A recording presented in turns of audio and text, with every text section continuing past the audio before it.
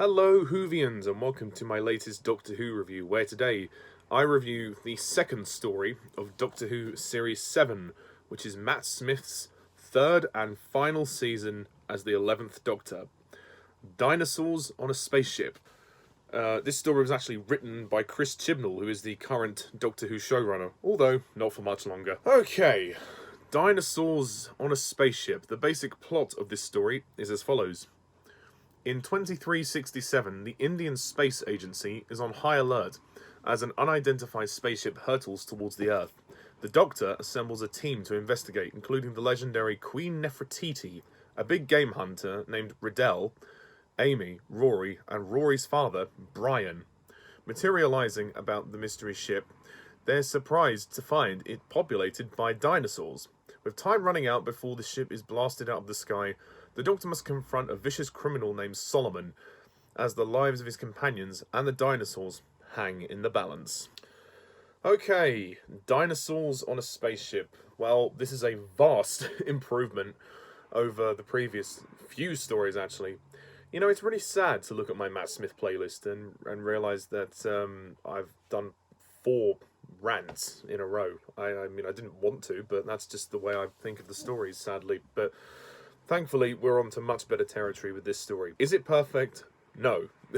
Is it terrible? Also no. I think Dinosaurs on the Spaceship is, for me, just an adequate, decent, fun romp of a story. I don't think it's anything amazing, but I thought it was fun. I mean, the fact that we have dinosaurs in a Doctor Who story is nice. We haven't had them for a long time.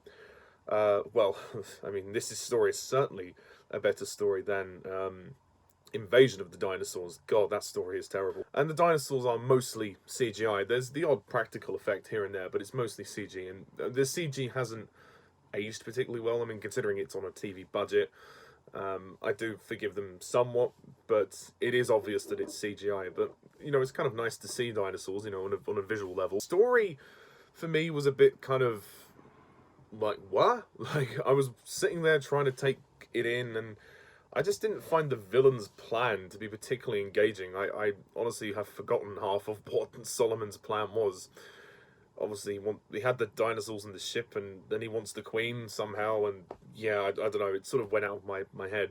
I just didn't find him particularly engrossing. I mean, he was fine. Like, David Bradley is a great actor, and he's a good villain, but I just thought, what was his plan? Like, I thought it was a bit unclear.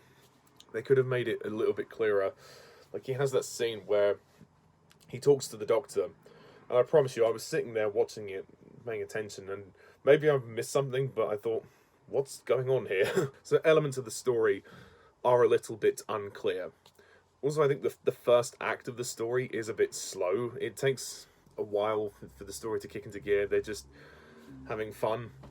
And I think this story is definitely a lighter story in tone. It tries to be, you know, a fun romp, and elements of the humour, I think, are a little bit cartoonish as well. Like, when they're riding the Triceratops. I mean, I suppose it's kind of cool, but I don't know, a little bit silly. But then on the flip side, we've still got the stupid sexual humour that we had in Series 6, with Brian saying, oh, it's my balls, and then he holds up his golf balls. And then at the beginning, the Doctor's having some sexual banter with the Queen Nefertiti. Like, she throws him against the TARDIS doors, and she's like, well, you know, what do you think about what we did? Or, I don't know, she says something like, do you think I'm going to let you go after what we just did, or something like that. I mean, it's not said exactly what happened, but it's only implied, of course. It's just like, please, please, please, stop with the sexual humour. This is a family show.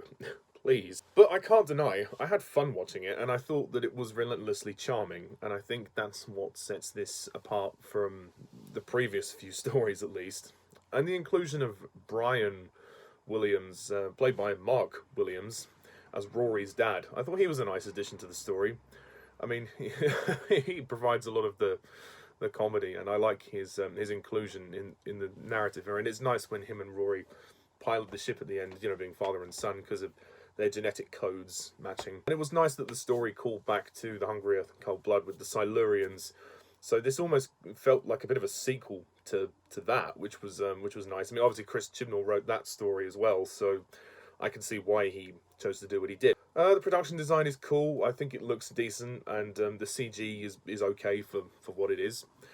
I did find that the two robots were really annoying. I mean, I don't know why. Their comedy just wasn't like the tantrum robots, I guess I'll call them. They're not the worst things in the show that I've ever seen, but I mean, I wouldn't go as far as calling them as annoying as Jar Jar Binks. I mean, I'm not going to say that. They were just completely unnecessary characters. They added nothing to the story, and their humor was just childish. I'm going to say no more about that.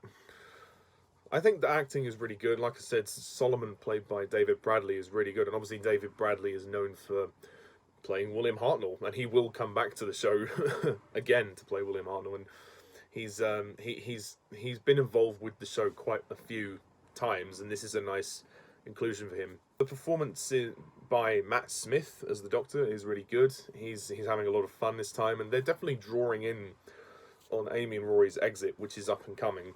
And there's a scene between him and Karen Gillan where he sort of like she's talked about, oh, one day you know, we're going to be waiting for you forever and you may not turn up. So they're kind of hinting towards him losing them. And there's a shot at the end where Brian is sitting outside the TARDIS drinking his tea, looking at the Earth, and Amy and Rory are looking as well. And then the Doctor's behind them. He smiles and then he looks a bit sad. So yeah, the kind of emotional weight of him losing them is coming more into fruition now. Like, he knows he's probably going to lose them at some point, and he's trying to hang on to them for as long as he can because he just can't take the heartbreak. I did find that the Queen Nefertiti, and Riddell, the hunter, like, they were kind of unnecessary. I didn't understand why they were really in the story. Why does the Doctor bring this gang of people together just because he can? Like, yeah, it didn't seem like they were totally necessary, because they don't interact with the Doctor that much in the story. They're kind of with Amy for most of the story, because the characters are split off. The Doctor, Rory, and Brian are teleported away from Amy, Nefertiti, and Riddell. I don't think there's a huge amount of tension in the story, but like I said, it's more of a fun romp, and it is played for lighter laughs. And you know, the dinosaurs look cool, I guess. Again, for me, there's nothing spectacular about it. It's good. It's good, but it's not great. Oh yeah, and the Doctor kisses Rory. Yeah, out of nowhere. The Doctor kisses Rory. And one of my favourite lines, actually, in this story is, "Brian Pond, you are delicious." That was brilliant. And the direction by Saul Metzstein is very good, very solid. So yeah, I think this is a good one. I don't think it's amazing.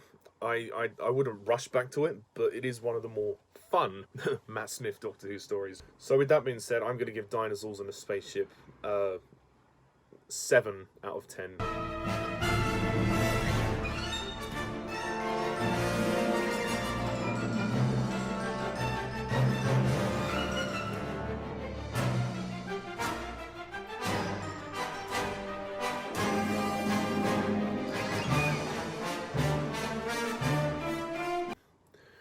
Yeah, I don't think it's a classic whatsoever, but it's enjoyable. So, next time we go to the Wild West in a town called Mercy. So stay tuned next time for that, and thank you very much all for watching. What do you think of this story? Please comment down below, let me know, and stay tuned next time when I review A Town Called Mercy. So until then, I'm Mr. Talos11, thank you for watching, see ya, bye for now.